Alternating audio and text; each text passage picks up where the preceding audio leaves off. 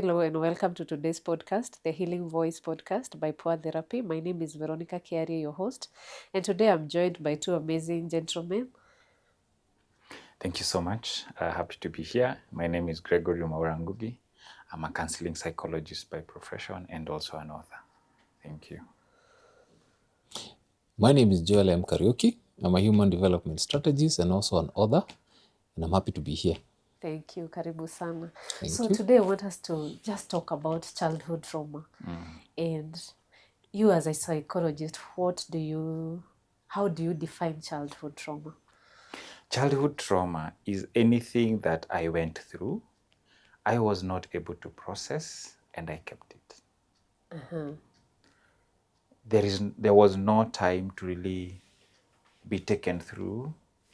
There was no time for somebody to think what I'm doing to this particular young one is actually causing a challenge into their lives.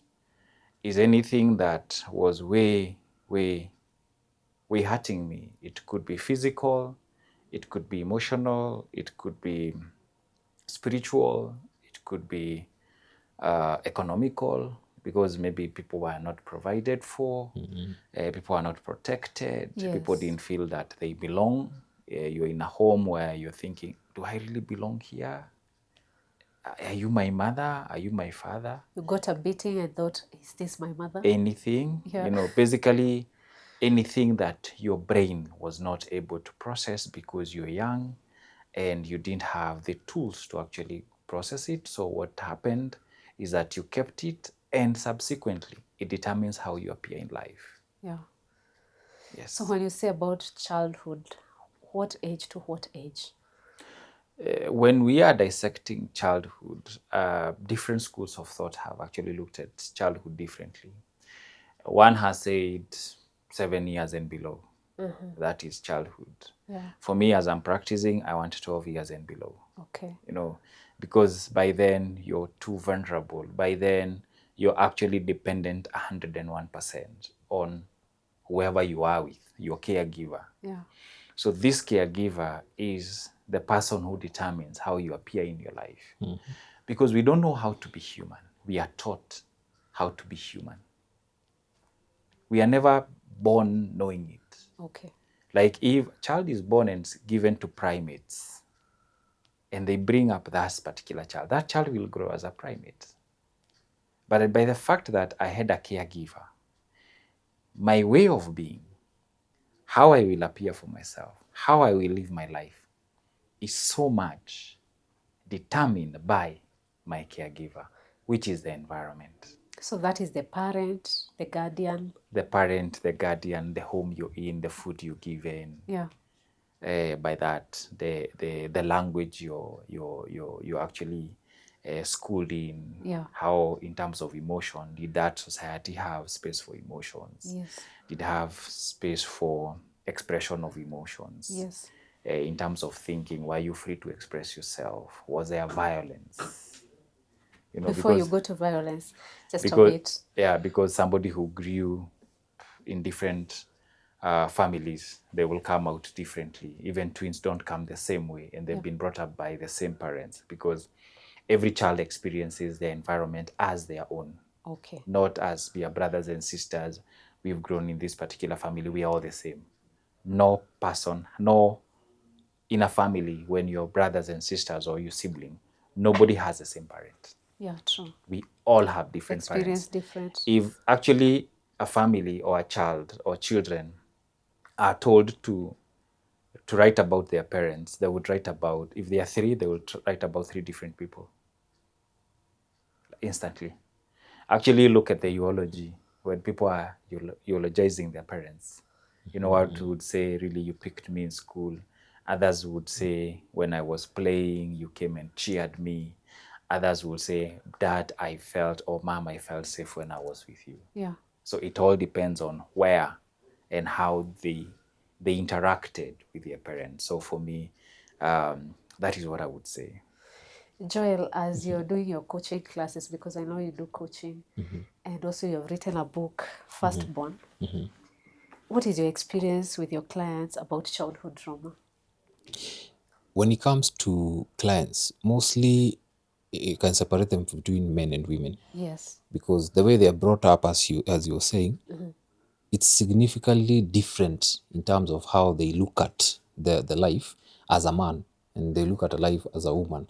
And when we're coaching mostly people, there's a time you get to identify a trait or an identity that they picked at that time.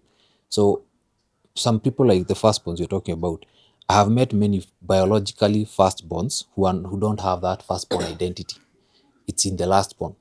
So, and being in the lastborn, it's because they had to take up a mantle of being the parent because the firstborn didn't do it, the mother didn't do it, the father didn't do it. So they are trained into that. Yeah. So when we are coaching, most times we go back to how that shaped their careers, how that shaped their spirituality, how that shaped even the way they interact with other people in terms of relationship. And we're able to say dissect it now as from who was your father, how was your mother, how was the environment you're brought up in, as you were saying, how was the school as you came up. And when you look at that age group that he's talking of, up to 12, may get to up to maximum 9 years old, because it shapes everything that happens after Yeah. in your entire life. And now people grow up trying to figure out that, but they never end up figuring out because they are looking at the same thing expecting a different ending. Yes. And it never actually comes until now you're able to identify what the problem is and then start working on how do I heal from this. Yeah.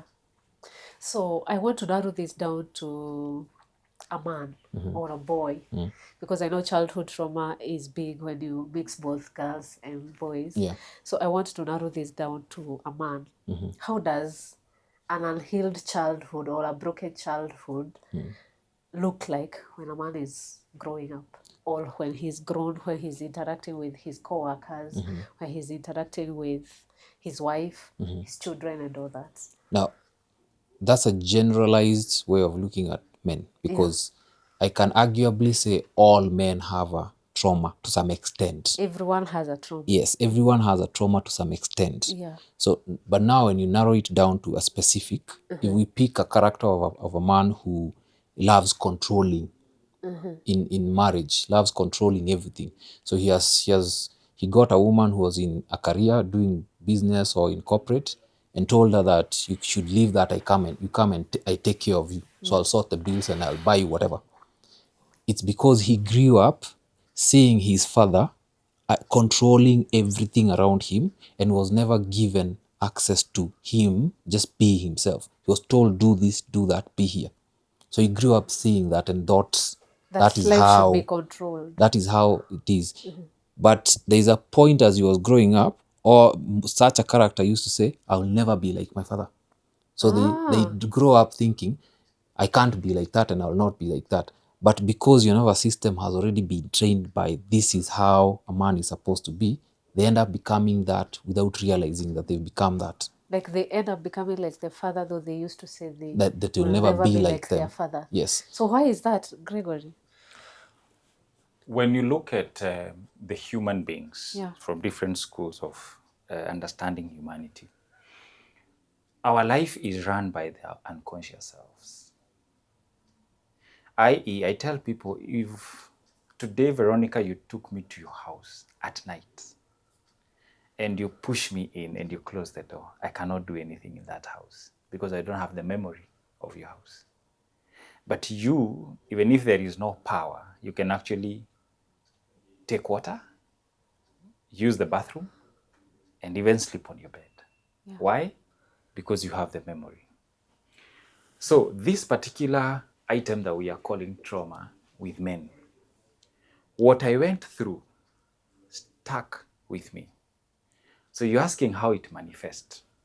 So what trauma did, it confused me. I no longer know a Greg. I became something that I actually don't know. So I moved away from myself. So what I'm doing as a man is trauma responding. How am I doing trauma responding? Majority of the men who went through trauma are in relationship with trauma bonds. A healed lady and a wounded man, they cannot even formulate a relationship. Why? The healed lady will pick this person is wounded. There are as many men who are wounded as women. As a discussion. There as Many men who are wounded, who are as men. wounded like women. So trauma bond is real, i.e., there is no respect in this relationship. You actually, if you find somebody who is not violating you, because all that you know is to shout, you don't know even how to talk. You don't know how to be. So for a man, the first item in a relationship is trauma bonding. I want a woman who, when I'm up there, is coming for me. But if I go up there, I'm emotionally stimulated, and you allow me to actually process my emotions, I get into confusion. That's why we cannot be in the same relationship. Because your way of being and my way of being is different. That is one. Two, as a man, if I was traumatized, I even don't know how to develop myself. That is one. And take care of myself. Develop myself in the sense that I will not be aware of how I'm appearing for myself as a man. So when you look at the system, because I don't know even how to resolve conflict, I'll always be in wars. yeah. So we cannot sit down and have a conversation. I cannot be told. Because, hey, the perspective of a man that I have is I have to dominate. But the greatest person to dominate is, first of all, myself. I have to master myself. Every person in our world, if there is anything, you have to master yourself. So for me, this man will not master himself. He'll try to master the world. And that is why they'll always be exhausted. They'll always be chasing the wind. Yeah. So in this relationship, that relationship cannot grow because it is trauma bond. They will hurt each other. They will not grow. That relationship will not even end up anywhere. It cannot meet their needs for belonging, their needs for protection, their need for validation. It cannot. Let's go to work. These are the individuals who will not even hold a job. They will not hold a job. And if they hold a job, they're actually a problem. They want to dominate everyone. Go to your place of work and try to look at that particular character. Because of why? They were never seen. They didn't feel they belonged. They didn't feel validated. They didn't feel protected. So wherever they are, they're actually scanning who is actually there to hurt them. Yeah. So they are hypervigilant. They're not able to settle and They relax. cannot even be part of the team because they want to steal everybody's glory because I was not seen. So I have to steal everyone's candle. Not that I am happy when every one of us has candles. So I want to pick your candles. For me to have 3 and you to have not. Yes. So his way of being in the office is actually detrimental to himself and to the team. Yes. And that is why majority of them, they will not be able to work so well. They'll not be able to advance because of why? They are wounded beings. So what they bring to work is a wounded version of themselves. And a wounded version of themselves will always be at loggerheads with everyone in the office. Good. Joel, maybe I come back to you and ask you, what are some of the traumas that we are talking about? Someone can ask you, you're talking about trauma. What are these traumas? Examples of them, something that people experience in childhood, and now it becomes a childhood trauma that goes with you until adulthood. I'll name only 3. Okay. Maybe I'll expand on more. Yeah. One of the main ones is fear. And fear normally stems from you are trying to air out a thought, you are trying to air out an idea, and instead of the parent listening, they would bash you. So they would tell you, soma kwanza, wachana na rafiki kwanza. But if you have an idea of a business, they tell you those things are for. So you grow up knowing when it comes to the authority who at the time is your parents, that these ones you don't talk to them. You don't ask You don't questions. view. So you grow up thinking, even in the world, when you have somebody you can tell this one is above you, like what you're saying about working in the working environment, when you meet a boss, you're not supposed to ask questions. And this is why even when men grow up, when you're in a meeting, you have an idea that could actually change what The company. what the company is doing. But you can't air it out because you still fear, if I air out this idea, What if I lose my job? they'll just tell me to keep quiet. They'll just tell me to calm down. They'll tell me I'm not important. You know your place. Yeah. So you grow up, you continue doing that in every aspect of your life. And even in marriage, a man will talk to a woman. If the woman questions, to question in the sense of even just directing, Yeah. she's questioning a thing that you've done, but she's coming from a good space, and also from a peaceful point. But you're not seeing that. You're seeing another person who's questioning what Your authority. your authority. Yeah. So that fear stems in so many places. Another area is hurt. So, and hurt can metamorphosize to anger. Yeah. So someone hurt you as you were growing up, and you are not given the space to air out that emotion. That hurt over time brings you a lot of anger, and you're not given the space to do it. So kids who grow up and they go to sports, they take out their anger through that. So the anger metamorphosis. Yes, so when they're dealing with a competitor, because sports is a competitive sport, it's a competitive thing.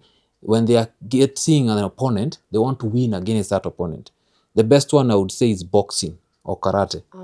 So when they are fighting, like if you look at Mike Tyson, he grew up with a lot of hurt. Anger. No, hurt first, and then he became angry. Yeah. Now he brought out that anger. But the minute he met that coach, the father, Yes. he was able to channel that anger into the fight.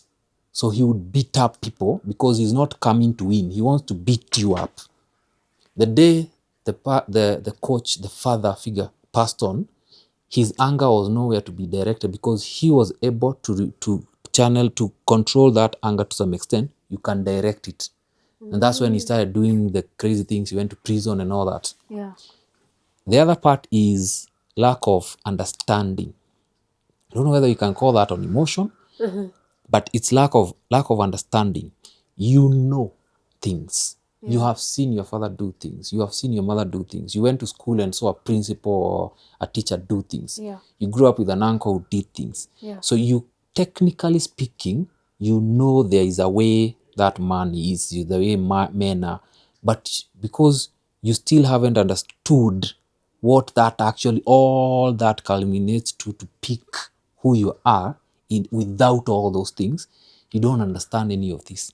So you get into adulthood, you get into career, you get into relationships, marriages and all that, thinking you know a lot of things until you're presented with something that questions what you know. What you know. And now, as like a small example I'd pose is when men are going through, when their wives are pregnant the first time, Yeah. they have seen women pregnant. They had seen maybe their mother pregnant with the siblings, Yeah. but they didn't understand what the father was going through when that was happening. Now, when they are going through it, they can't process how do I deal with this? Yeah. And this is why in that period, most men disappear. Most men escape. Most men can't deal with the reactions that these women, the changes. She's crying one day. Yeah, the changes that are happening, and they disappear. She's happy the next minutes. And these are the same type of men. Even at childbirth, they are not present there physically, because it's not that they are taught that a man is not supposed to be there. It's because he cannot process what has been happening the 9 months, and then this will actually happen. And that's why most men also in that, when they get into that delivery room, most men faint, some puke. They get traumatized. Some puke, some overheat. Me or no, there, I thought I knew things. When it happened with my son, I thought I knew a lot of things. I rushed to the washroom because I could feel like there's something that needs to come out. Then I went to the washroom, nothing came out. So I ran back to continue go see. Because in that idea, I knew, but I didn't understand this. Now you're experiencing it, and now you And start you're not understanding. taught to. And then no one ever teaches you how to process what you know so that you can get it. Maybe, Greg, you can add some of So other to traumas? to add on what he has said, research has shown that when a lady is pregnant and goes through difficult experiences, the child inside the womb experiences the same. Yeah, true. Adolf Hitler is actually, people who have actually gone deeper to understand Adolf Hitler and the Adolf Hitler that we know, there is quite a lot of body of research that has been done. It has actually substantiated that when a lady is pregnant, whatever she goes through, the child Goes through. because the part of the brain, the limbic system that understands in terms of emotions, our emotions are much older than our thoughts. We were able to actually cry before we even knew what we were crying for. Yeah. So first of all is what you told yourself as a woman when you got pregnant. There are people who have been in rehabs. There are people who are so much struggling because they've never gotten in touch with the child inside themselves. Because the child who came into this particular world was shaped by the environment and subsequently himself. So this trauma can come and can manifest in the same way. One, physically. There was corporal punishment that was in this country and it was removed, thank God. Why am I saying that? The day we want to drive, we go to a driving school. The day we want to keep chicken, we go to those particular places where they lay and they had chicken. The day we get this child, how do we understand the child? Nothing. So physically, people have been beaten. You know, you're projecting your anger as a parent to a child. Yeah. This really happened to me when I was young. Yeah. So physically, you're wounded. Go on the internet, you'll see children with wounds. Yeah. Some have been even rescued by Nairobi County, that guy. So when you look at that, that is trauma itself. Because somebody violated you. Somebody beat you. Somebody inflicted wounds on you. Any man I have seen who is a womanizer, for lack of a better word, or hurts women has a mother wound or a female wound. The many men you see there being macho, wanting to dominate a woman, go back to their story. You will see a wound of a woman or a wound of a female in their lives. So for me, physically. The other item is emotionally. The moment a child looks at you and you look back and you smile, you're communicating acceptance. The moment a child you're available and the child wants to be picked, you're communicating you're important. Yeah. When that is not done, or that child is actually abandoned, those particular emotions, because children are not born with a capacity to self-regulate, as he was saying, it is the adult who is present there, the caregiver who is there, who teach the child self-regulation. Yes. They have fallen. When we pick them and we rub Soothe them them, yeah. and we soothe them, we are teaching them self-regulation. One to you, if you fell down and nobody was there to pick you, You self-regulated yourself. you learned self-regulating. Yeah. These people are actually very difficult to be with because they will not even project their emotions, good and bad. They keep them. Why? I didn't have a safe space to actually project them. So part of trauma can actually come inside emotionally and can be projected emotionally. I don't know even how to regulate myself. When I'm provoked, I come out. The animal in me comes out. I don't know how to even know the limits of my exposure or my emission of the emotions. Another very important thing is economic lack here. Yeah. If a child grows in lack, they will get traumatized. Let me substantiate further. There are individuals who today, if you tell them, by the way, you have a lot of weight, I want you to reduce on eating. And especially, like a chicken, how many, I want you to eat a piece of it. They'll tell you, I cannot. Because I have to eat the whole chicken. Why? Because I lacked. Oh, okay, okay. So I have a trauma of lack. Yes. And actually, that is, I guess, one of the biggest problems that we have. Because I agree with lack. So when my children come, I self-sabotage myself. I provide to a level that I impede their growth. It's not even regulated providing. It is not regulating, it is not regulated provision. Yeah. It is actually, Spoiling. you're emanating from lack. Yeah. Because at home, I grew without shoes. So I have many pairs of shoes. Yes. All right? I grew without panties. I have many. I didn't grow with, we didn't eat chapati. So I have to eat chapati. And the doctor is telling you, hey, your weight is actually not doing well. As a man. Yes. All right? So, moral and ethics. If you're violated, when you violate, you have no guilt. Because that is what you were shown. Our brothers and sisters, especially our brother who have grown in like Southern Sudan, where violence was key. Yeah.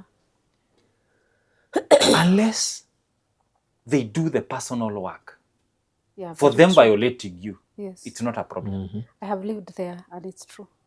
It's not a problem. Yeah. Violating you, it's not a problem. I was them violated. Actually, they are triggered very fast. Thank you. So for me, moral and ethics, in terms of they don't even know how to make ethical decisions. And now that you've talked about that, let's talk about our parents a bit. They came from a time when there were Zogos and the Africans were looking for independence. Is that the reason why we were beaten up like we were? We were like your parent, you do something small and you eat sugar and that becomes really a big deal.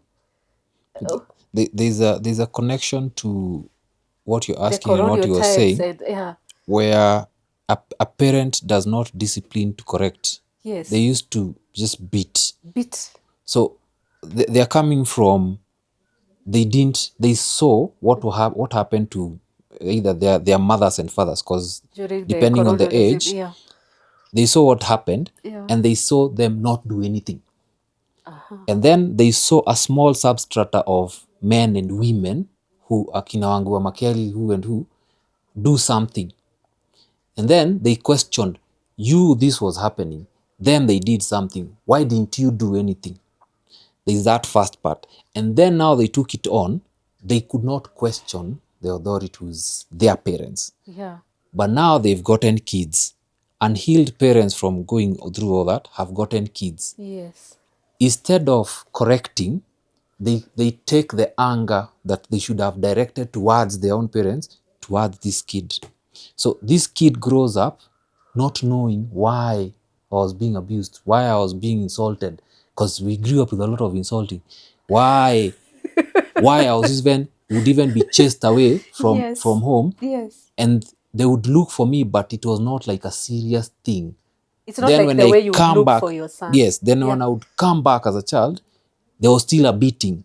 Nobody would ask why did you go, why did you, what You're beaten, happened. you ran away. Yes, You come back, 'cause you're beaten again. the parent has not understood why they are doing the thing that they are doing to this kid.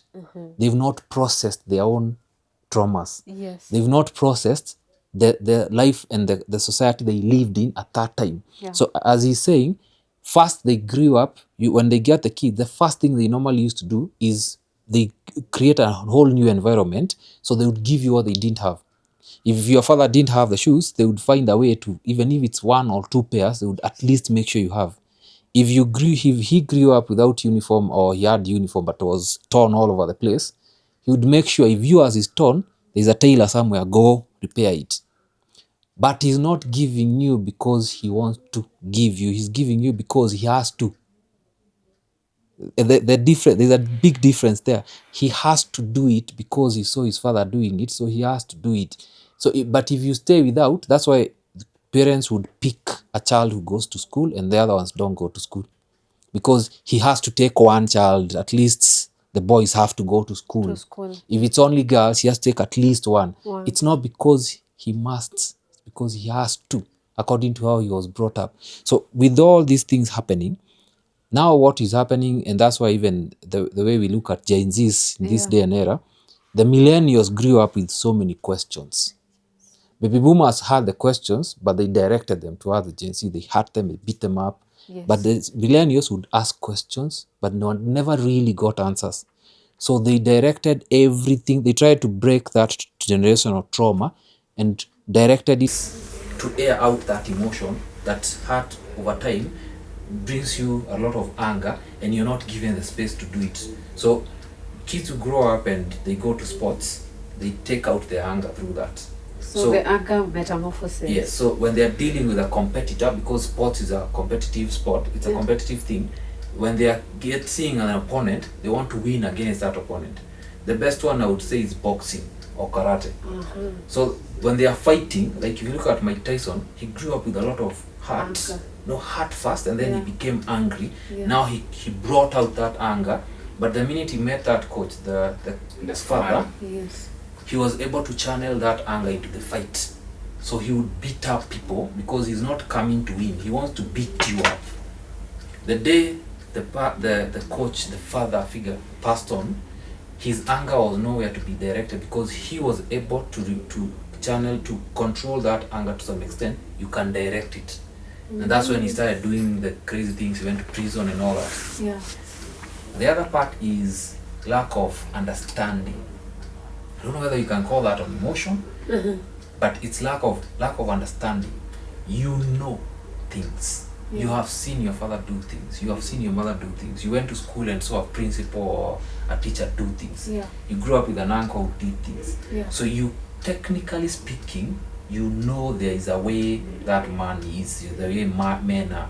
But because you still haven't understood what that actually, all that culminates to pick who you are without all those things, you don't understand any of this.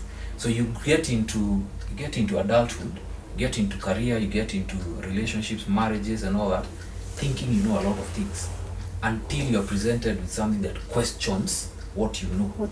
And now, as like a small example I'd pose is, when men are going through, when their wives are pregnant, the first time, they have seen women pregnant. They had seen maybe their mother pregnant with the siblings. But they didn't understand what the father was going through when that was happening. Now when they are going through it, they can't process how do I deal with this? And this is why in that period, most men disappear. Most men escape. Most men can't deal with the reactions that these women, the changes. She's crying one day. Yeah, the changes that are happening, and they disappear. She's happy the next minutes. And these are the same type of men. Even at childbirth, they are not present there physically, because it's not that they are taught that a man is not supposed to be there. It's because he cannot process what has been happening the 9 months, and then this will actually happen. And that's why most men also in that, when they get into that delivery room, most men faint, some puke. They get traumatized. Some puke, some overheat. Me or not, there, I thought I knew things. When it happened with my son, I thought I knew a lot of things. I rushed to the washroom because I could feel like there's something that needs to come out. Then I went to the washroom, nothing came out. So I ran back to continue go see. Because in that idea, I knew. But I didn't understand this. Now you're experiencing it. And now you're not taught to. And then no one ever teaches you how to process what you know so that you can get it. Maybe, Greg, you can add some of other traumas. To add on what he has said, research has shown that when a lady is pregnant and goes through difficult experiences, the child inside the womb experiences the same. Yeah, true. Adolf Hitler is actually, people who have actually gone deeper to understand Adolf Hitler, and the Adolf Hitler that we know, there is quite a lot of body of research that has been done. It has actually substantiated that when a lady is pregnant, whatever she goes through, the child goes through. Because the part of the brain, the limbic system that understands in terms of emotions, our emotions are much older than our thoughts. We were able to actually cry before we even knew what we were crying for. Yeah. So, first of all, is what you told yourself as a woman when you got pregnant. There are people who have been in rehabs. There are people who are so much struggling because they've never gotten in touch with the child inside themselves. Because the child who came into this particular world was shaped by the environment and subsequently himself. So this trauma can come and can manifest in the same way. One, physically. There was corporal punishment that was in this country and it was removed, thank God. Why am I saying that? The day we want to drive, we go to a driving school. The day we want to keep chicken, we go to those particular places where they lay and they had chicken. The day we get this child, how do we understand the child? Nothing. So physically, people have been beaten. You know, you're projecting your anger as a parent to a child. Yeah. This really happened to me when I was young. Yeah. So physically, you're wounded. Go on the internet, you will see children with wounds. Yeah. Some have been even rescued by Nairobi County, that guy. So when you look at that, that is trauma itself. Because somebody violated you. Somebody beat you. Somebody inflicted wounds on you. Any man I have seen who is a womanizer, for lack of a better word, or hurts women, has a mother wound or a female wound.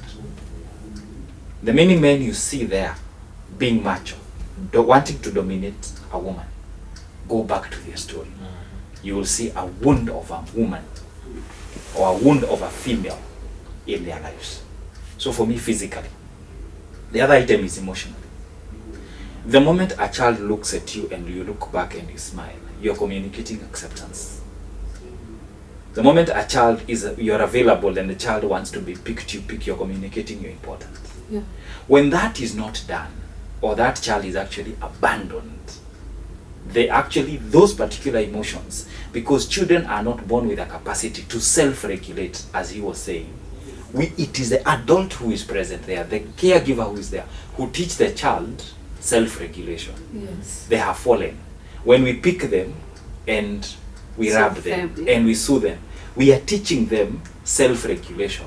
One, to you, if you fell down and nobody was there to pick you, You self-regulated yourself. you learned self-regulating. Yeah. These people are actually very difficult to be with because they will not even project their emotions, good and bad. They keep them.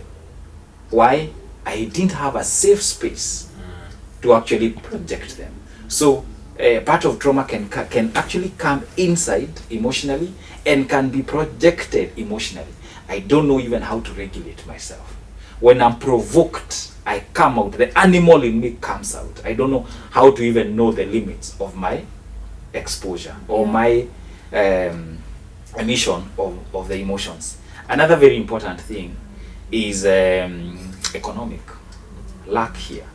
Yeah. If a child grows in lack, they will get traumatized. Let me substantiate further. There are individuals who today, if you tell them, by the way, you have a lot of weight, I want you to reduce on eating. And especially, like a chicken, how many, I want you to eat a piece of it. They'll tell you, I cannot. Because I have to eat the whole chicken. Why? Because I lacked. Oh, okay.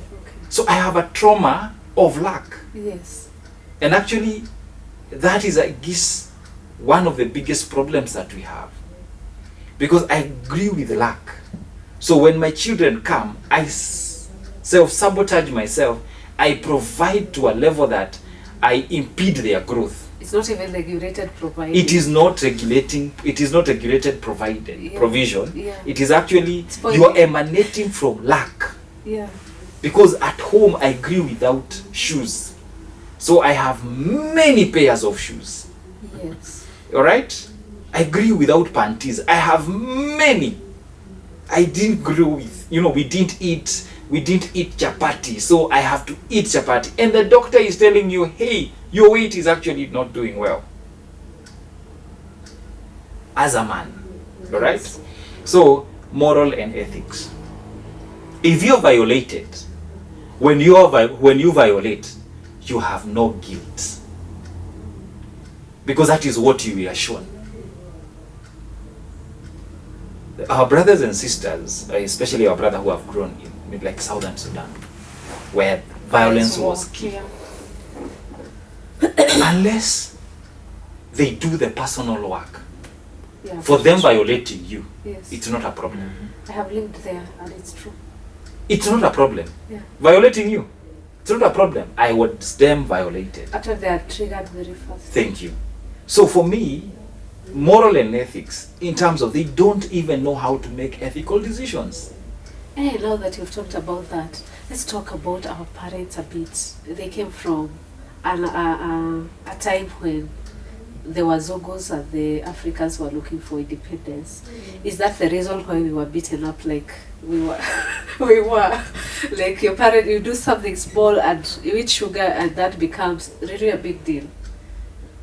There's a connection to what you're The asking. colonial what you're times saying, and where a parent does not discipline to correct. yes, They used to just beat. beat. So they are coming from. They saw what happened to either their mothers and fathers, because During the depending on the colonialism, age, they saw what happened, yeah. and they saw them not do anything.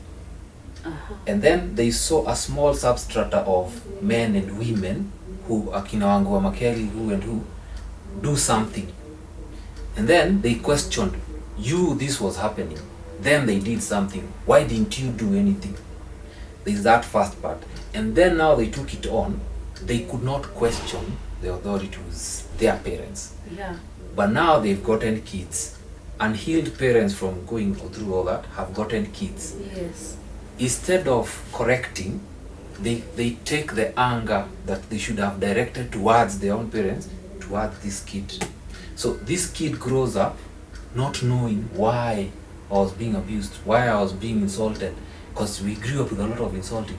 Why I would even be chased away from home, Yes. and they would look for me, but it was not like a serious thing.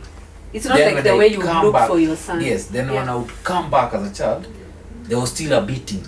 Nobody would ask why did you go, why did you, You're what beaten, happened? you ran away. Yes. You come back, 'cause you're beaten again. the parent is still has not understood why they are doing the thing that they are doing to this kid. Mm-hmm. They've not processed their own traumas. Yes. They've not processed the life and the society they lived in at that time. Yeah. So as he's saying, first they grew up, when they get the kid, the first thing they normally used to do is they create a whole new environment, so they would give you what they didn't have. If your father didn't have the shoes, they would find a way to, even if it's 1 or 2 pairs, they would at least make sure you have. If he grew up without uniform, or he had uniform but was torn all over the place, he would make sure if yours is torn, there's a tailor somewhere, go repair it. But he's not giving you because he wants to give you, he's giving you because he has to. The difference, there's a big difference there. He has to do it because he saw his father doing it, so he has to do it. So, but if you stay without, that's why parents would pick a child who goes to school and the other ones don't go to school, because he has to take one child. At least the boys have to go to school. If it's only girls, he has to take at least one. It's not because he must, because he has to, according to how he was brought up. So with all these things happening, now what is happening, and that's why even the way we look at Gen Zs in this day and era, the millennials grew up with so many questions. Baby boomers had the questions, but they directed them towards the Gen Z. They had them, they beat them up. But the millennials would ask questions, but never really got answers. So they directed everything. They tried to break that generational trauma and directed it to the kids and started teaching kids what not to do, how not to ask questions, how to. But now Gen Zs have grown, and now they are adults. People above 18, technically speaking, adults. Yeah. They're doing what the millennials did. The millennials questioned, but after the questioning, they didn't do anything. Yeah. The Gen Zs have questioned and they are doing something about it. Yeah. But you see, their nervous system is still on the questioning bit, because as they are doing, if we look at politically what is happening, there is no leadership. So they come together and come up together trying to get answers, but they don't understand how the system itself works, because you need one authority to push your agenda for things to change. That's how the world works, but they don't know that. So they just continue questioning, rebelling, but there is nothing that they've been taught that in the way society works and the way we were brought up, it's almost the same thing, but we cannot connect the two. Yeah. Let's talk about fatherhood. Yeah, fatherhood. Greg. Fatherhood, Yeah. it's very serious, especially with a boy. Yeah. When this boy is born, the first person who humanizes him is the mother. That is why for me, if you tell me that there can be a functional and an effective man without the female, is a lie. Why am I saying that? Even from a biological point of view, a woman is XX chromosome, a man is XY chromosome. So there has to be some aspect of femininity and masculinity. And masculinity is anchored on femininity and not the other way around. If masculinity is anchored on masculinity first, then femininity, this is confusion. This is crisis. So when this particular boy is growing, and there is an aspect of identifying with someone who looks like you in terms of image. So that is where the man comes in. Within the male concave, there is quite a lot of, I want to think also from the evolutional coming, there is a lot of competitiveness. So when the boy is young, when the boy is growing up, he needs a place where there is some competition. The competition is very, very, very important, especially to the boy. Yeah. And where does this come from? It can only come from a like. Uh-huh. Yes, because I have found men who grew with very dominating mothers. They look for a lady, a wife, who will dominate them. Why is that? That is one. If this boy does not find himself in that, he'll find himself on the other side of the divide. Yeah. Right? And these are on the other side of the relationship, that are the men who become women because they were dominated By their mothers. by their mothers. So when this particular boy comes in and find a sacred masculine, the sacred masculine will be able to actually birth a man in this boy. How do I do it? One is I have to avail myself. Presence. So yes, my presence. If I'm not available as a man to this particular boy, that's the first item of trauma. Because this particular boy lives looking for a figure, and the brain does not know how to deal with a vacuum. He will create. For those who grew in the 90s and the 80s, we had this Leslie, we had this Rambo, we had Arnold Schwarzenegger. They were fighting for good cause. We had healthy figures to look up to. Currently, I don't know who they are doing, but when we are doing therapy, we want to know who has shaped you. So this boy is here. If there is a male, a sacred male who is present, not a toxic one, Yeah. I will allow my boy to challenge me. We are playing football. I want them also to win, because winning to a man is very, very important. Uh-huh. So I will allow my boy to win. We are cycling. Maybe we are sprinting. We are cycling from here to. I will deliberately allow my boy to actually finish fast. What does that do to him? He builds his ego. He builds his concepts, because ego is one school of thought. He builds in inner being is another concept of another school of thought, which is on the same. Is building the man inside. Hey, I have won. Right? If I respect my son, he learns to respect himself as a man. Wow. If I respect him, and how do I respect him? How I address him. How should a father address the son? First of all is the name. Call him for who he is. Allow that concept of himself to grow. Call him Baba. Yo. Let's put that aside. Call him his name. Yes. That is one. Two, whenever I am doing something, I encourage them to do with me. We are going to the garage. We are changing the wheel. I want my boy to know how to place the jack where it's supposed to be placed. Yes. Whenever he's doing that, he's built from within. So I allow him to do the things that I'm doing. I'm going to the office, I want to be with them. I'm going to wash the car, I want to be with them. So I allow them to see the me that I am. So it's allowing them to do the activities that I'm doing, and I have to respect them and not really violate them. Allow my 7-year-old must be allowed to be a 7-year-old. Yeah. So my two boys, 11 years and 7-year-old, I have to relate with them at different point. So when we are going for jogging, the 7-year-old will do 3 rounds. The 11-year-old will do 5 rounds.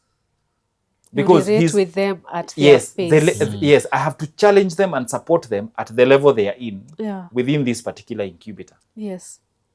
And I have to allow them to actually come out wholly. I.e., for me, I have space for emotions. I want them to be angry at me, because I have to teach them self-regulation. I want you to be angry with me, but don't move away from here. You're crying. I want you to cry, but don't move away. For me, I want you to be here. I want to face you. I want us to talk. To talk. Yes, I want you to experience. I don't want you to be ashamed of your emotions. Because I have to raise a holistic man. I have to raise somebody who can do. So for me, I'll challenge them. Sometimes we do boxing. You know, I want them to wear those punching gloves, and we do it because the men concave has a lot of competitiveness. Now let's talk about a boy with a father wound, whereby now the father is not present. We have talked about a father who is present, a father who is showing him there and there, whom they are doing activities together.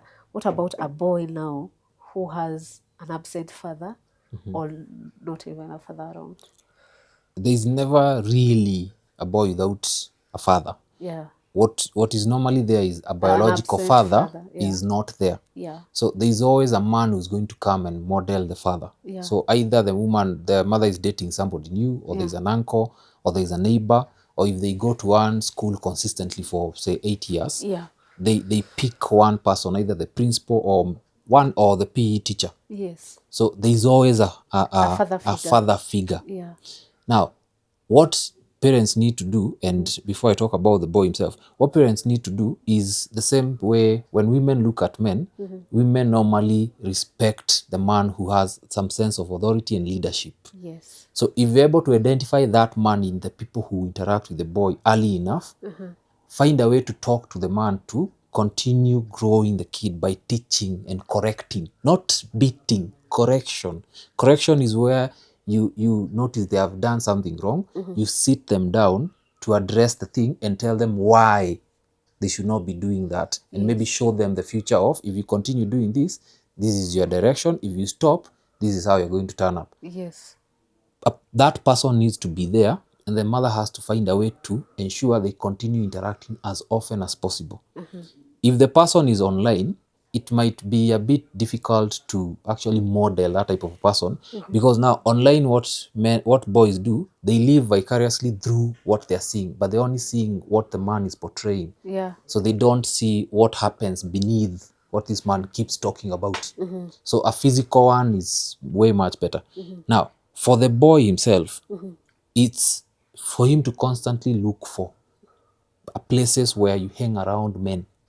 So, and men who are the same age and then older. Yes. Because what most boys used to do is you hang out With with, your age mates. yeah, boys tend to hang out with two types, either your age mate or mostly if you notice your intellectual self is a bit higher in terms of intelligence, they end up hanging out with people who are even, if it's in Form 1, you end up hanging out with guys who are in Form 3, Form 4, because Yeah. you think you're thinking like them. Yes. But the problem with only doing that, you're skipping stages, as you were saying. You're skipping a stage in your life. You're in Form 1, you're supposed to be acting and doing things that level is supposed to have.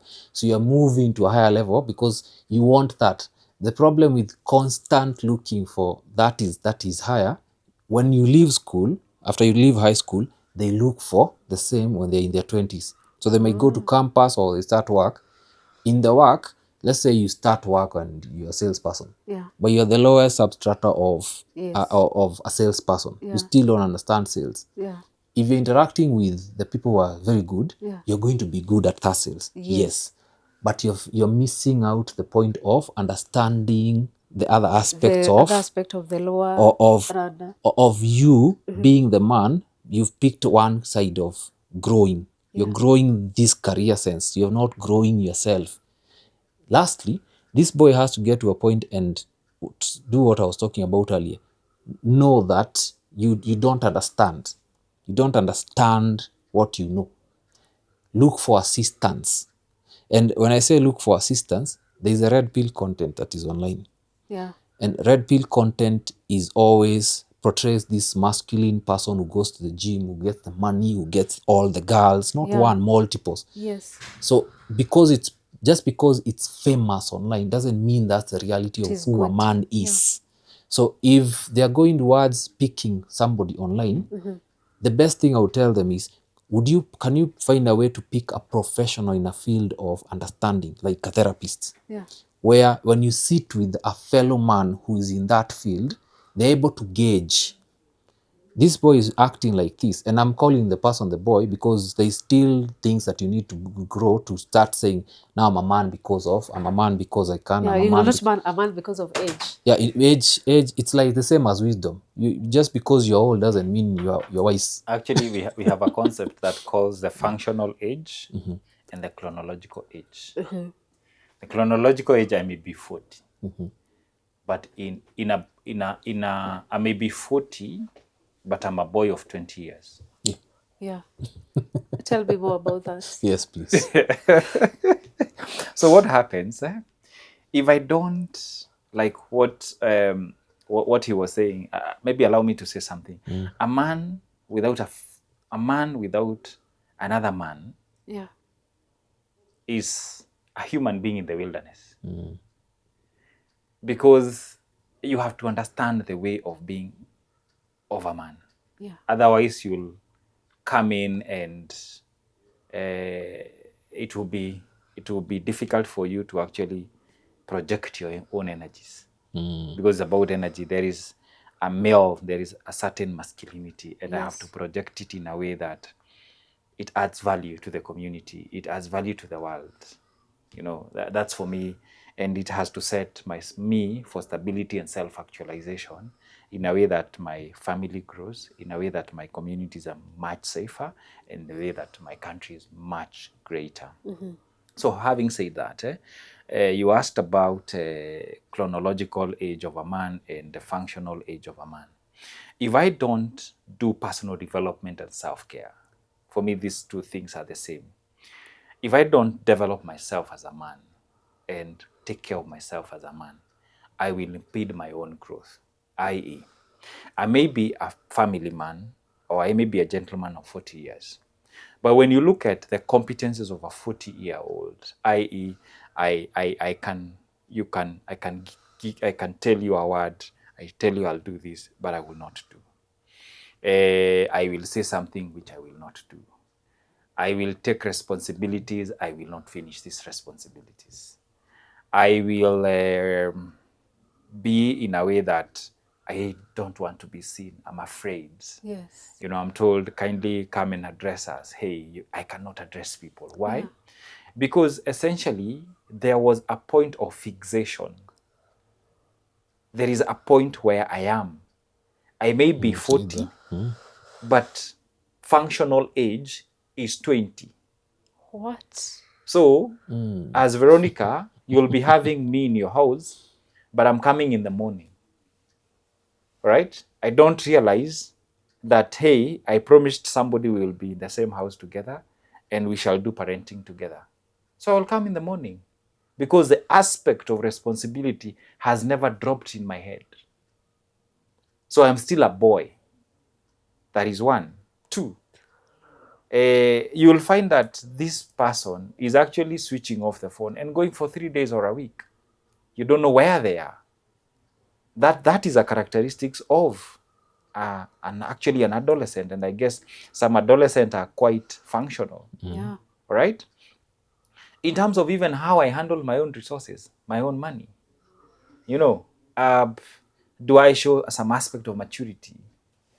You know, how am I budgeting? How am I creating wealth? How am I appearing for responsibility? Yeah. These people will not recognize responsibility. You know, they will not. I am not, you know, I will not see any sense of responsibility with this. And they actually live on the thrill. Because at exactly some point, let's call it 30, you know, the need for you to face yourself and really come up with a certain way of life that you're comfortable with, your personal philosophy, your life philosophy as a man. What do you subscribe for as a need from your own? Because there is a certain picture of life that you want to create. And you stick to it because it leads you somewhere. It leads you in a certain perspective that allows the world to grow in a certain way, to actually be created in a certain way. But this functional age and chronological age is a great factor, especially when as a man I'm living. You'll find somebody who is 60 and actually is, sorry to tell you this, is actually with an 18 or 20-year-old girl. Honestly, what are you doing there? Yeah. Because first of all, there are no levels of intimacy. There is nothing. Cognitive, zero. Actually, it's like abuse. Yes. Emotional, you know, this particular person is actually a child. He's actually a 20-year-old. You are 60. But you can only relate with a woman who is 20-year-old. Because maybe you're at that age. Chronologically. No, Yeah. chronologically you're there, but functional age, you're there. Yeah. You know, these are some of the individuals who will actually, they cannot manage their resources. They cannot manage their responsibilities. They cannot even appear for themselves. Yeah. You know, so for me, more, especially for a man to be, a lot of personal development and self-care. Doing the personal work. For me, it's very, very, very important. Let's talk about motherhood, Joel. Yeah. Especially in boys. Yeah. Now, I'll pick this from an experience I had with a client some time back.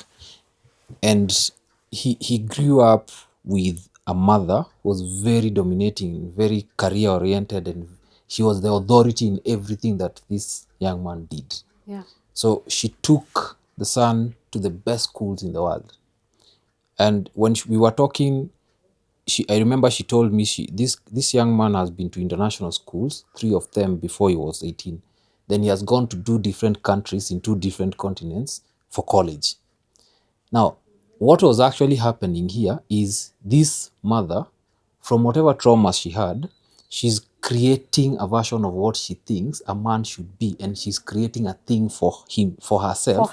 To say that I did that for my son. That my son became because of me. But now what happened, when the kid got to finish the second university, I don't want to mention which one because when he finished the second university, the first thing he did outside of campus was get a girl who was totally different from how he was raised. The girl has tattoos, she drinks a lot, she parties, she goes for drives, she does crazy things that this one has never done. And the question now came in, why is he doing this? I've taught, I've trained, I've taken to the best. Yeah. And it's because he was never allowed to be. He was directed, taught, become, be.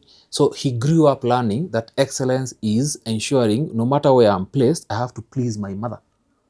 I have to make sure she's pleased. Even if I do something that is contrary, there are consequences. Because the way she would talk to the son, it's not more of let's have a conversation, is you must do, you must become.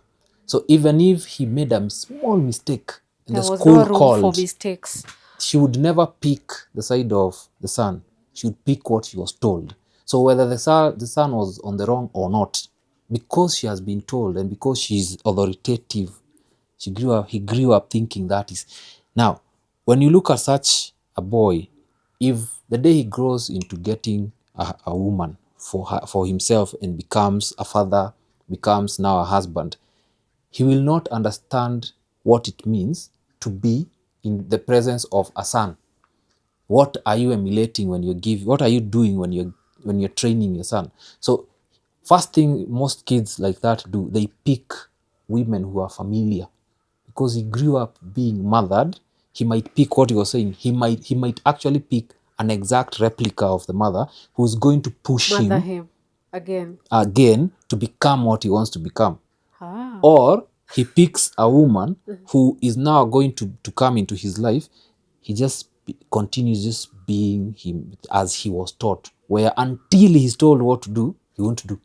He's just be in the house, lays around, until the wife comes and tells him, you can do this, you can start this Because business. the wife represents the mother. Yes.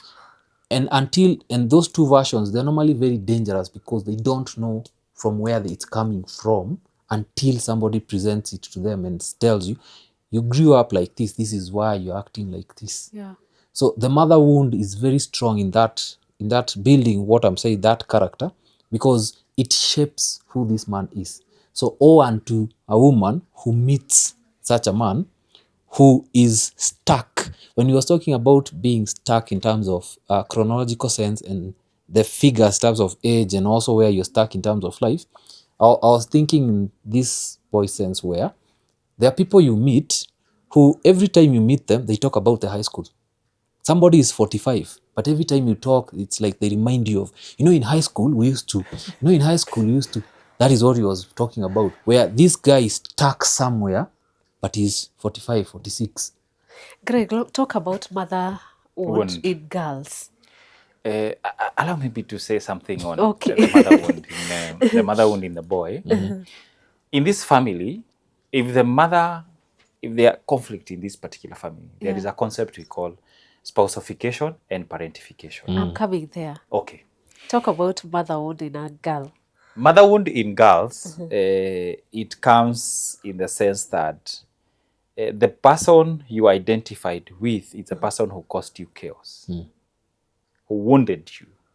And I said these wounds can come from different angles, emotionally, physically, alikupiga, you were beaten, devalued you, Yeah. in terms of your emotions, did not mentor you as a woman. Yeah. This person the mother was absent, the mother did not protect you.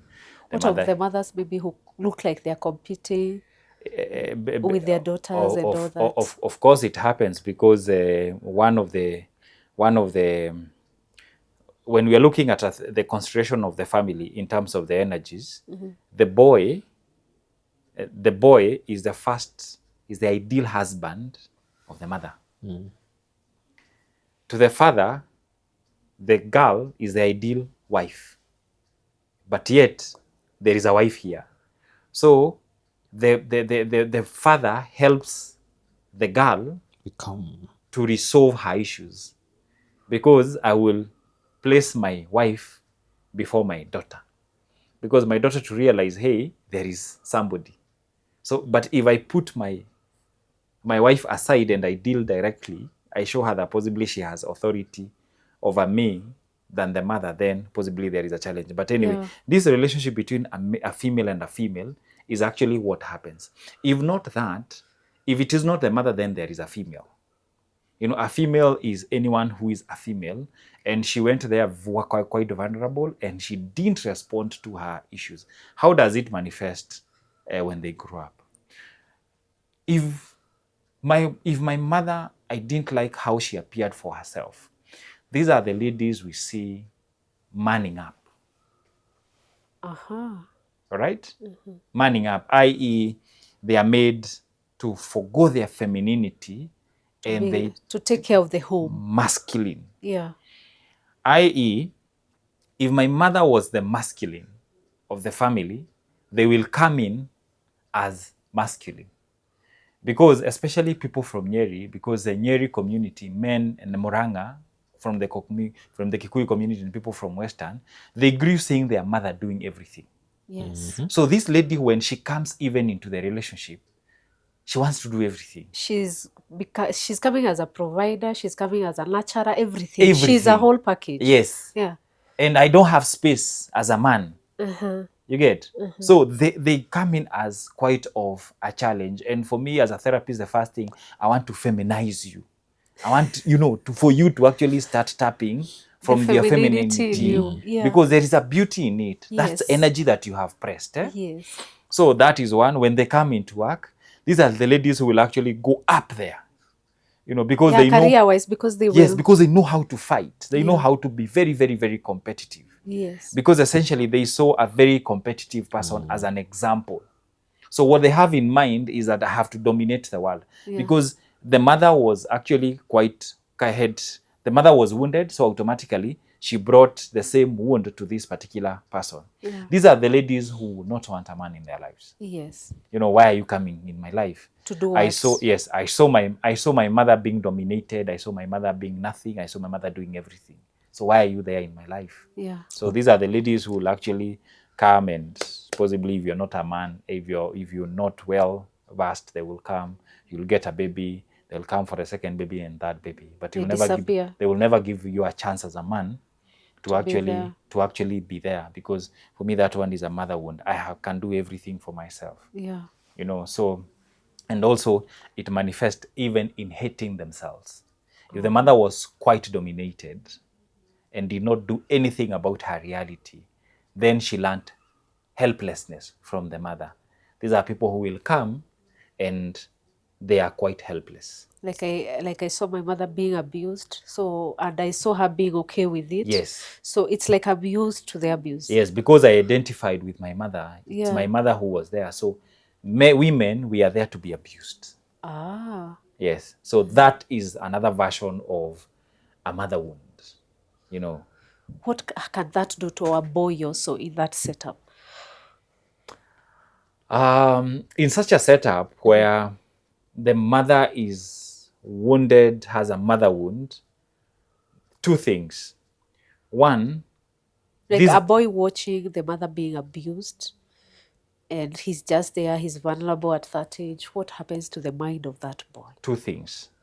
One, this boy can actually decide, I saw my mother being beaten, I'll never fight a woman.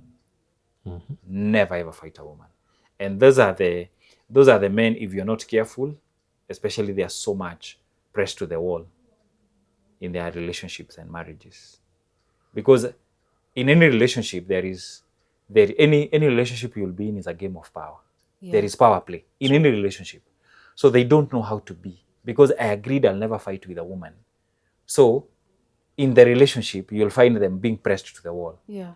And if you're not careful as a man as a woman to understand the psychohistory of your man, you may find yourself even being a detriment to his wellness. Yeah. So that is one. Two, we may have a very wounded man, like what the red pill is perpetuating.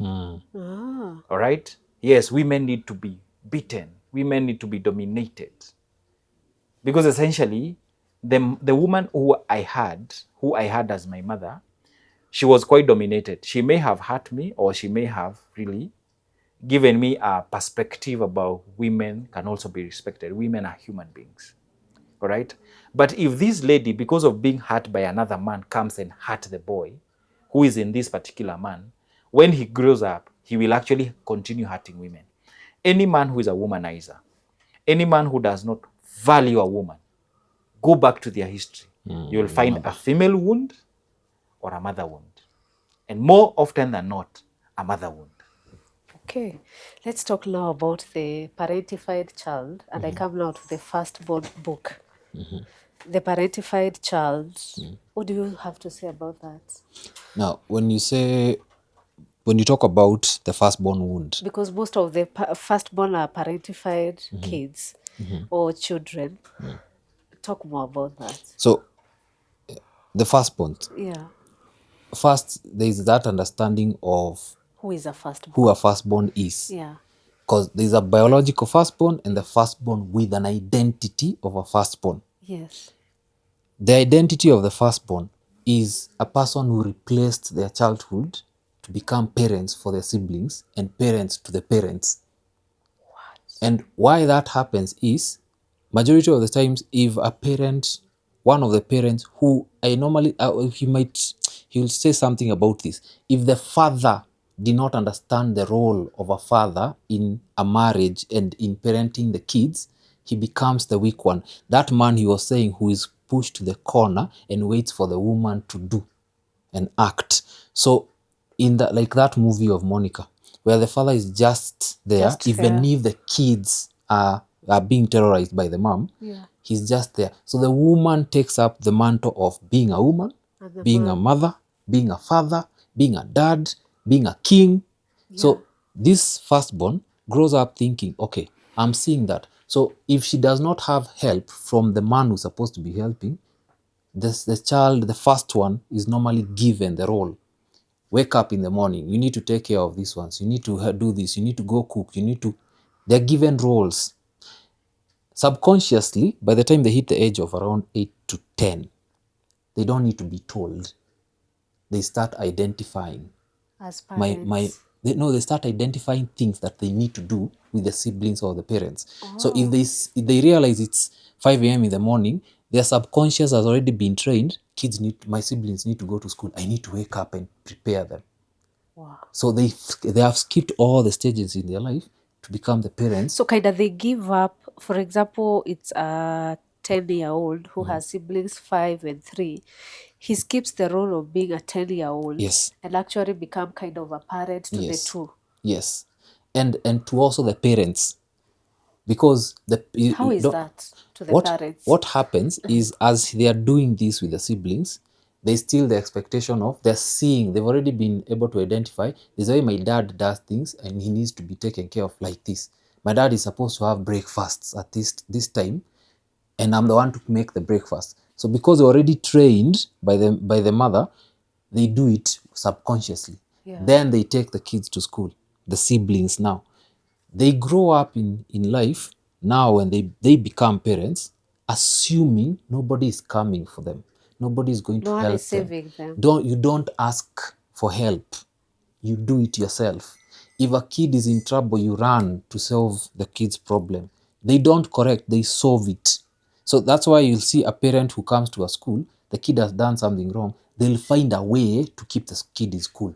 They want to solve that issue, they don't want the kid to go home. So there's no correction, because other kids It is kind of a fixing other situation. kids, you ran away from school. Yeah. These are the terms and conditions of you doing this thing. You go home for 2 weeks, you bring a barbed wire, that's correction. Because you know, if you do this, this happens.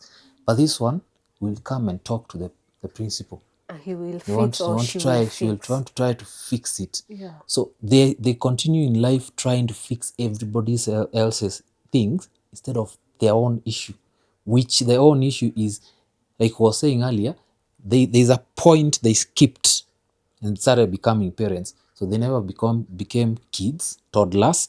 They never became teenagers. They never became youth. They never became, talked tentatively, a lady. They never became women. They just became parents from the minute they were born. So they don't know anything else. Wow. Let's talk about it. Craig. Yeah, so in addition to that, there is also a twin of it. Parentified and spouseified. So if I would add on the spouseification is in a family, whenever there is a conflict and there is a rift between a man and a woman, they create some space. So the world or the system does not know how to deal with the vacuum. So either the mother will pull closer the son, and the father will pull closer the daughter. Yeah. So that in itself brings about parentification and spouseification. So what I've shared is spouseification. So whatever the information that should be held by the mother is now given to the daughter. The information that should be held by the father is now given to the son. What does that do to these kids? It robs off themselves from who they are. Because I know if my mother, in the next of kin of my mother, if my mother is not there, I'll become a millionaire. There's one who was given 25 million, barely 19 years, because the mother was not there. What about emotionally? For example, my mother is sharing her frustration in the marriage with me. Now that is now that is the process of spouseification. Yeah. You know, you are made an emotional spouse. What does that do to me? It robs you of the child. It traumatizes the child. Because robbing of what I'm saying is that it makes me disassociate from myself. I'll never be me. So I This become an version. appendage, an extension of you. So whatever you are going through emotionally is exactly what I go through.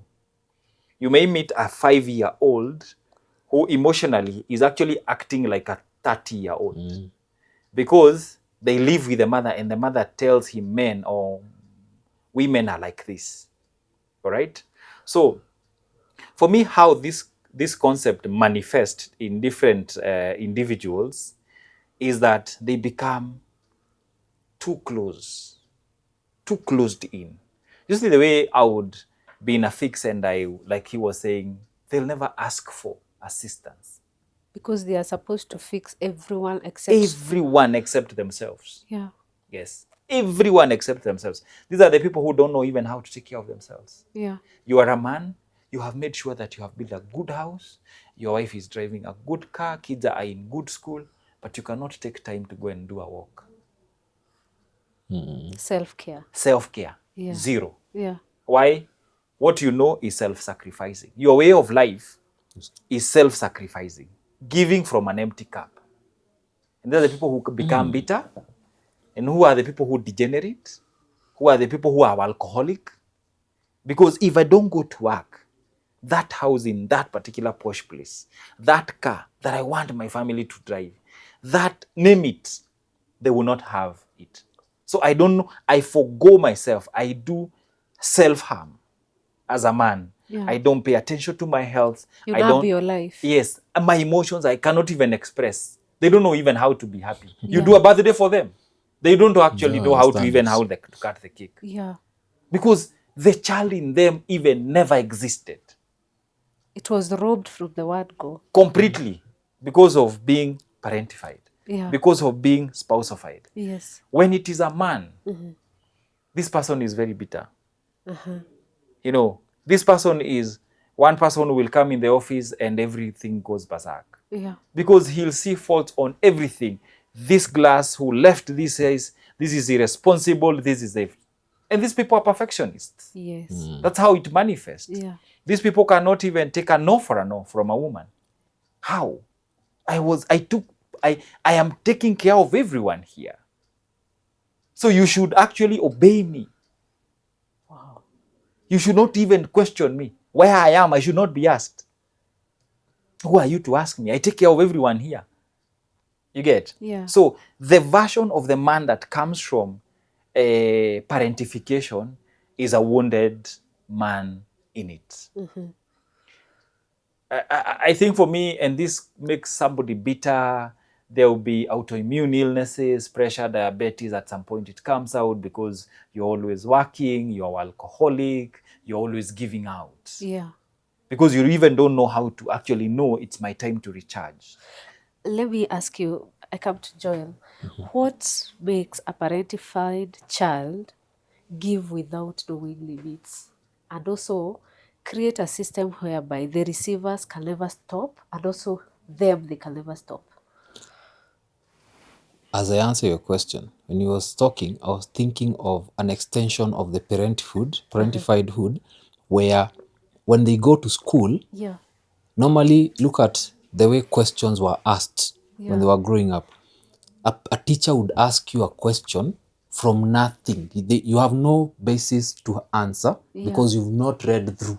Yes. But they come into class, open up a book, and ask you a question. Yes. But you're pouring from which cup? You have not read through this thing. Yeah.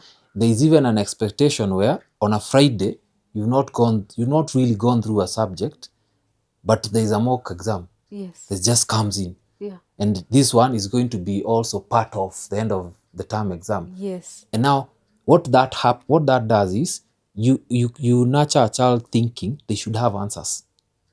I should have answers. If I don't have answers, who am I going to answer to? So you create your own authority within you that I must know. Yes. Now, when you connect those two now and you come to your question, when they get to that level where they're, like I You was are earning explaining, money. you're earning money, your first reaction to the environment you're in is, I have to be an authority. And nobody can question authority. Yeah. So when they're coming to interact with people out there, there's no questions as to why are you questioning me, because I have taught myself to be the one with the answers. I have trained myself to be the one to say what needs to be done.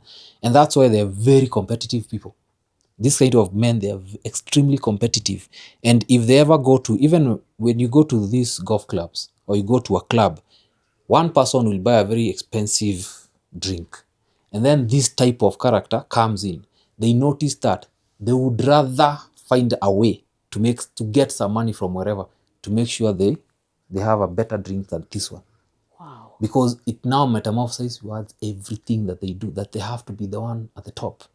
When they are speaking, when now they are trying to they're trying to fix things in terms of the environment, because there is a way they want things done. What happens is, because there is a way they see life and there is nothing that can question, in the environment that they're in, if any person brings up even an idea that can actually shift the way things are happening, as example of an office or a company, they take hold of that idea as their own. To take the glory. And I'll give an example of, I would arguably say Steve Jobs was that type of character, who the idea is there, but the technical know-how of actualizing this idea is not there. Yeah. So what do? I look for this one who can code, this one who can build the hardware, Yeah. put them together. I'm going to pressure them until they create what I need. Yes. Then when I create it, forget about them. I'll present it as Mine. it's me who did this, it's me who Yes. came up with this. Then, because maybe he understands a bit of marketing, he'll present it to the world every other time by himself. Yes. And no one will ever know the other people. Yeah. Will they be paid? Yes. But will the names be there? No. Because at the end of the day, it's him and it's his answers. He's the questioner, he's the authority, he's the everything. Yes. That's how sometimes it's connected with the school and also at home. So as much as you might escape the home, they still how the school trains. Oh, good. I want us to talk about now. You have experienced childhood trauma in your young days, and now you have realized that it's messing you up as an adult, as a man. How would you advise a man out there? Where do you start from now to be able to see this has been my problem, or this is what I went through, that is why I act like this, that's why I respond like this, that's why I react like this? Where should a man start from now, growing from the pain of childhood trauma to being a better person? Process, huh? Yeah, to process of starting and living your trauma and then healing from it. I would circle it within personal development. Yeah. Let me say so. Because I need to interrogate what kind of a man I am coming from, I am, and I'm heading to. Right? When I do an analysis of where I'm coming from, I'll know whether I am as a result of trauma or not trauma. And have human humility. That's what I call it. To actually look back and really say, this is what I went through. Without blaming. Yes, And I no. agree. Blaming can happen until 18 years. Yes. Then after there, you are an adult. Yeah. I find it funny, a 40-year-old complaining they were not educated by their parents, yet this person from 18 years, they've been earning, and they've never even taken themselves for even a certificate Yeah. to actually for education. Yeah. Right? Yeah. Or even book themselves a KCSE or a KCP and everything. Yes. But yes, they keep on complaining they were not educated. I tell them to grow. So anyway, interrogating where you're coming from, where you are, and where you would want to go. Yeah. That is one. Two, I would want a man to understand what are the tenets of toxic masculinity. Educate yourself on what does it really mean to be toxic. Because before I'm toxic to anyone, the first person I'm toxic to is myself. So much within, so much without. So for me, I want every man outside there listening to me to actually educate himself on what toxic masculinity means. These are individuals who will never be told. These are individuals who are actually bitter with females and the system, or the system has feminized even the boy, place to play, those active games or whatever. Yeah. Me, I tell them, kindly be a protagonist. Yes, understand all this. Stop complaining. Do something about yourself. We see it in you. So for me, that one is very, very, very important. Educating yourself on it. What are your promise to yourself? What is your personal philosophy? What do you ascribe for? How do you resolve your conflicts? How do you take care of yourself as a man? Because for me as a man, I know the importance of testosterone, the importance of that aggressiveness. So I'll know I need to be aggressive. So I'll take my aggressiveness to a punching bag. And I will thrive there. Because the bag is a healthy way of expressing my aggressiveness. I need my testosterone. What do? I go to the gym and I run for myself. I've never gone into any competition because essentially I'm doing it for myself. Emotionally, am I wounded? Can I stay with my emotions? Cognitively, which book am I reading? Because believe you me, you are born in a world that is already organized, whether you like it or not. Two things: you either become a victim or you become a protagonist in it. For me, I choose to become a protagonist. That is why I have to read. I have to know economics. I have to know history.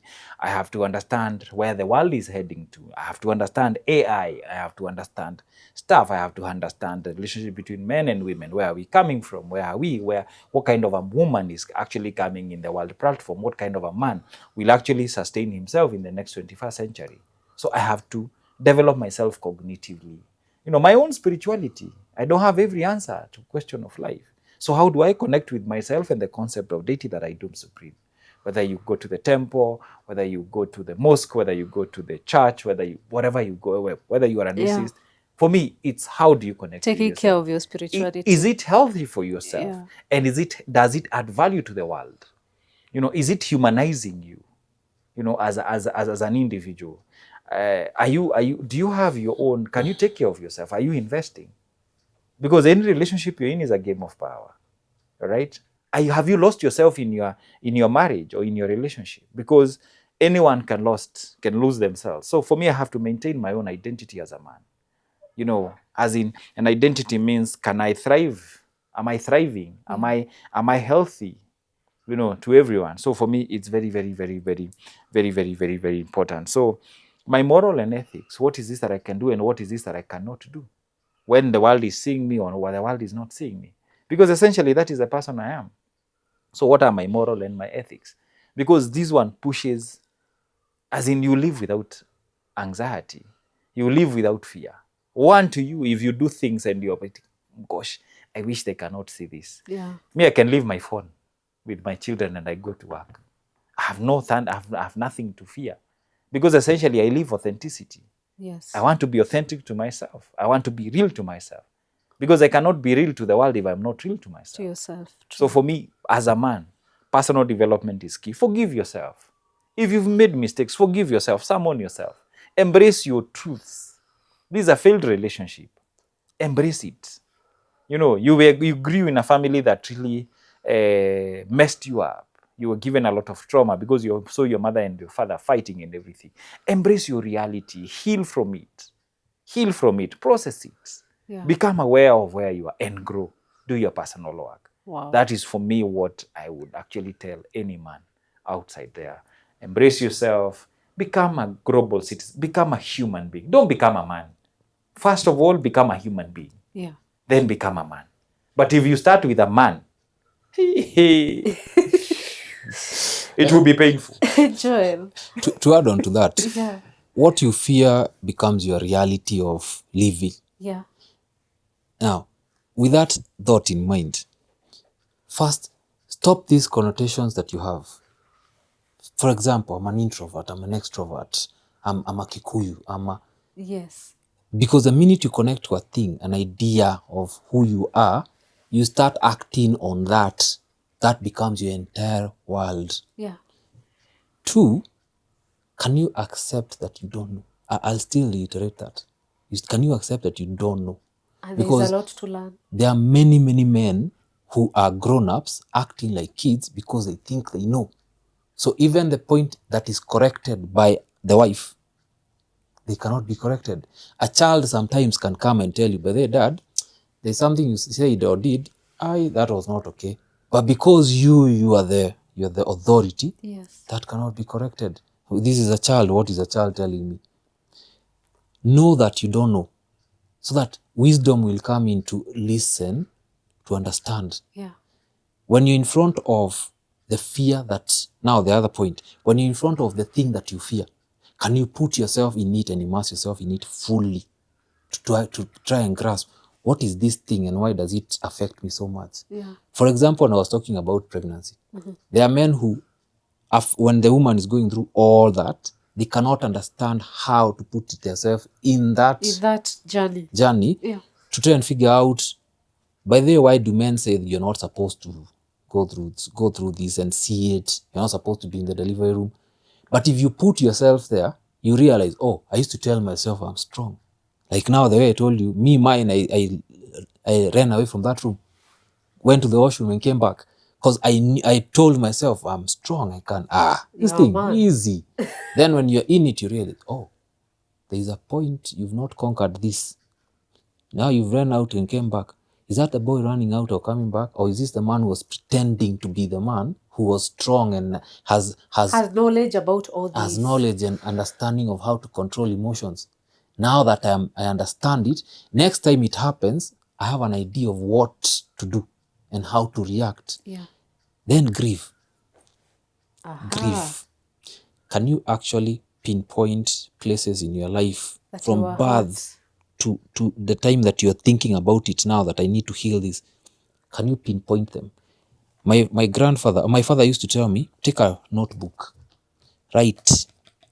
This one hurt me. They did this to me. Oh, my father didn't show up to high school. That's why every time I have to show up to my son's school. And every time I show up, I have to bring something. I have to do. Identify those points. All of them. Just by yourself. Yeah. Once you identify them, can you notice the ones that you're acting out now as per what you've written?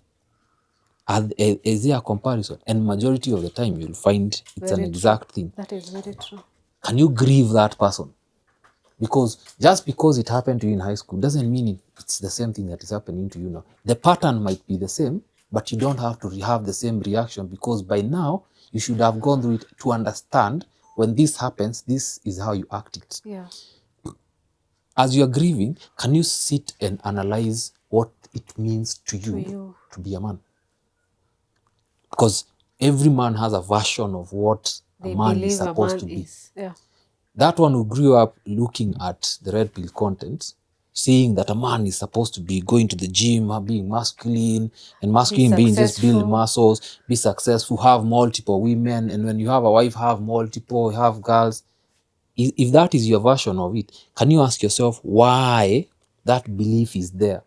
And if you are to stay in the same idea 5 years from now, assume you're 30, you go to 35 or even 40 with the same idea, what are the consequences around the people you're going to interact with? Yeah. What are the consequences for you also? Because majority of the times you're always thinking what will happen to other people, but you're forgetting what will happen to you. Yeah. Lastly, healing is an option. And healing involves interacting with your emotions. I know men are taught, don't cry, don't do it in public then. But can you find it within you to actually interact with that emotion that you fear most exposing to the world? If it's crying, because men do cry, I have seen it in my sessions. Yes. If it's that, why do you find it so hard to do so when you can tell this is the moment to do it? It's because one or two things. Either you are trained by your parents, you are trained by society. Boys don't cry. Boys don't cry.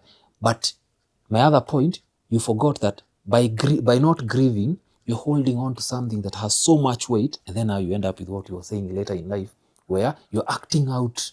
When you're dealing with your son, or you're dealing with other men out here, you're acting out of something that you should have grieved.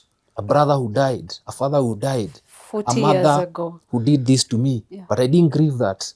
Yeah. I'm grieving by exposing myself to an emotion which we are going to call anger in front of now my current person. Then when you go back home, what happens, and I'll end this with what I've seen some men do. There are men who, in the red pill content, talk about how masculine they are and how those things are. Until the wife, most of them have wives, actually, funny enough, Yeah. which is contrary to how they talk about it, because at the end of the day, you still have someone. Yes. And then the wife leaves. Or the wife decides, I'm leaving you. And she actually gets up, starts packing, and is almost at the door. It hits him. Oh, the person I actually care for most can actually leave me. Yeah. They don't know how to process that, because they have been telling themselves that this is what I can. This is what me. manhood is about. Can you be able to interact with that feeling? If my wife does that action, Yeah. what would actually happen? Because I tell her, I say it, but what would actually happen within me? And the best way I've seen that working out is interacting with other men who have higher authority than you. Because men are always interacting. The minute men meet in a room, they're always picking out who the leader is. Yes. Subconsciously. Yeah, subconsciously, true. The minute men are conversing, Yeah.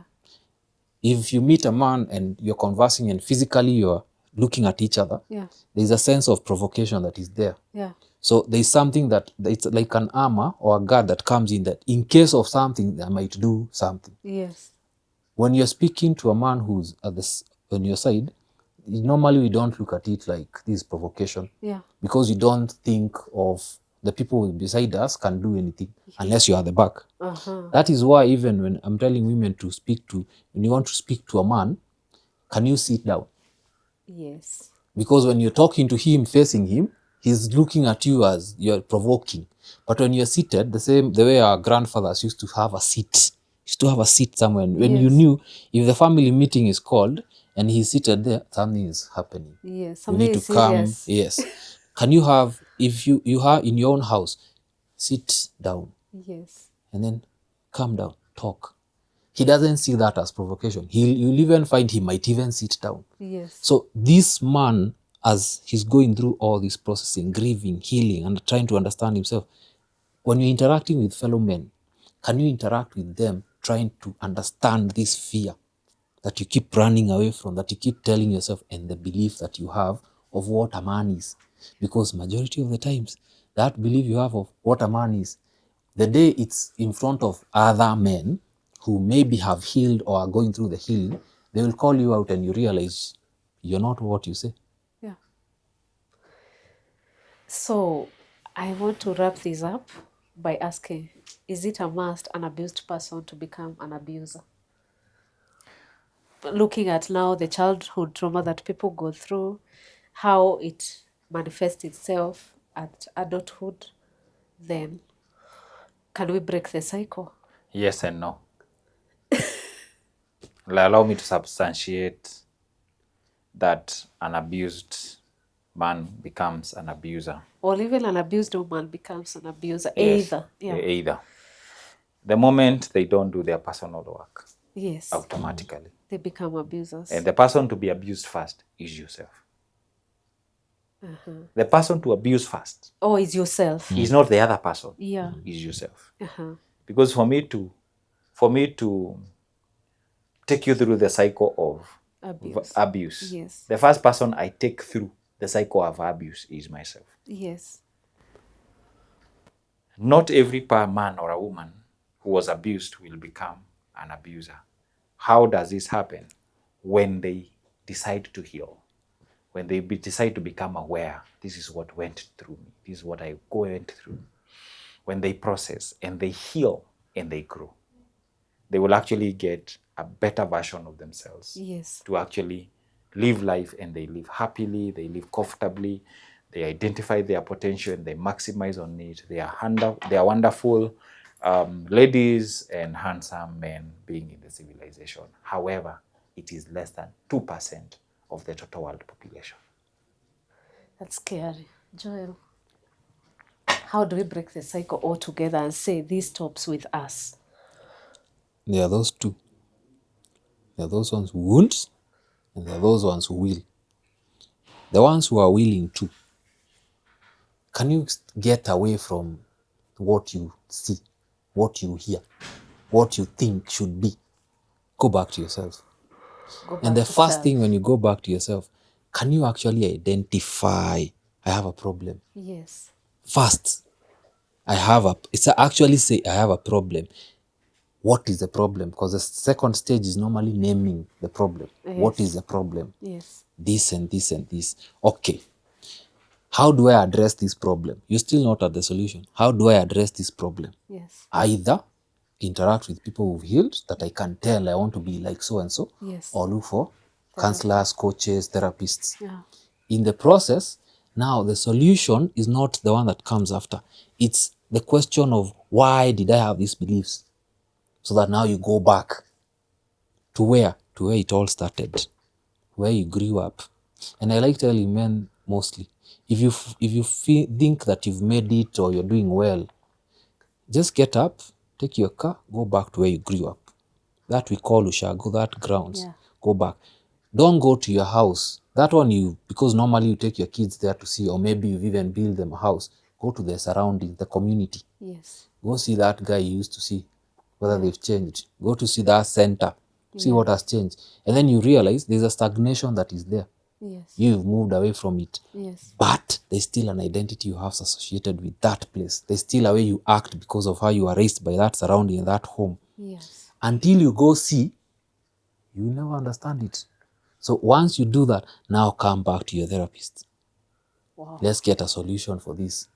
Because if you don't go through a process like that, you'll end up in the same spot, because when somebody tells you, but then you have a problem, you do this and this and this, like, that you've been now the second person who can tell there's an issue, but they don't want to change that 2%.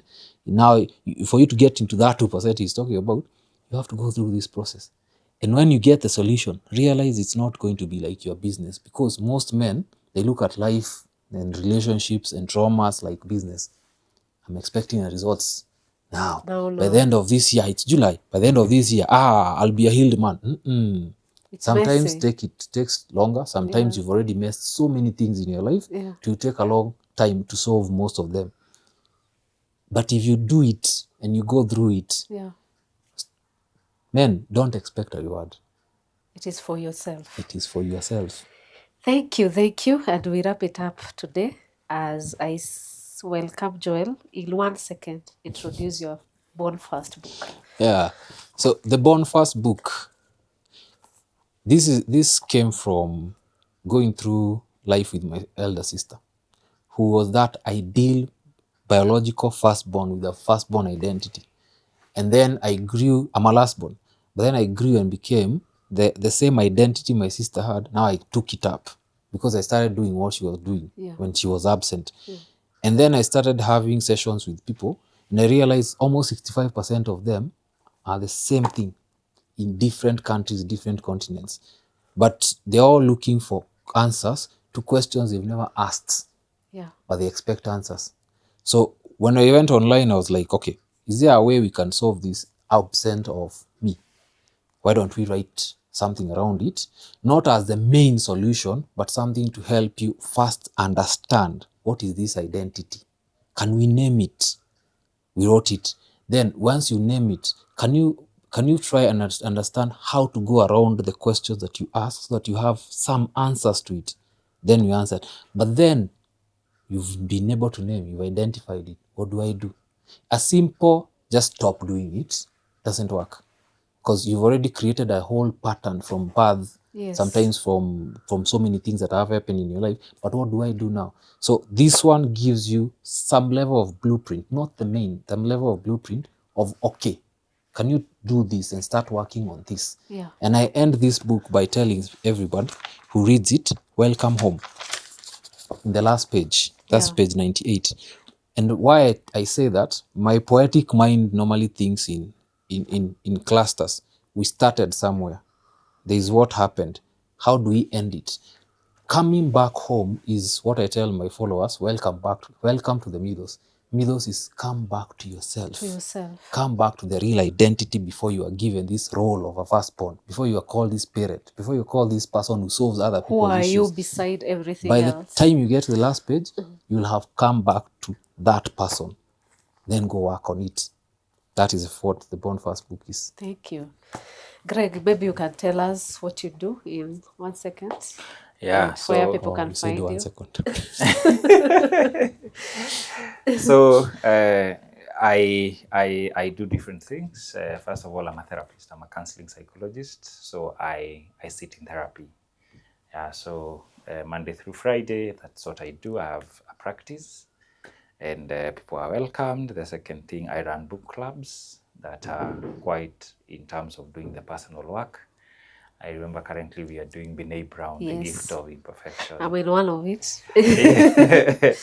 Yeah, so that's also that I do, and I also do some mentorship. Okay. Yeah, so I sit down with some young ones, just making sure they get their life in